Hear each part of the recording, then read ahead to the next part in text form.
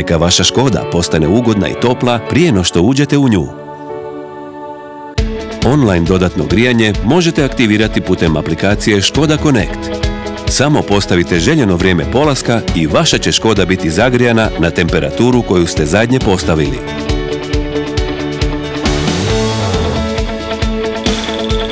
Za aktivaciju grijanja pokrenite aplikaciju Škoda Connect. Odaberite vaše Škoda vozilo, pomaknite dolje na dodatno grijanje.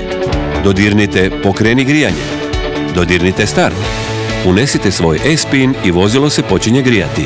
Ako želite odmah zagrijati svoje vozilo, možete postaviti trajanje timer vremena grijanja od 10 do 60 minuta i zatim trenutačno pokrenuti grijanje pritiskom na površinu za odabir Pokreni grijanje.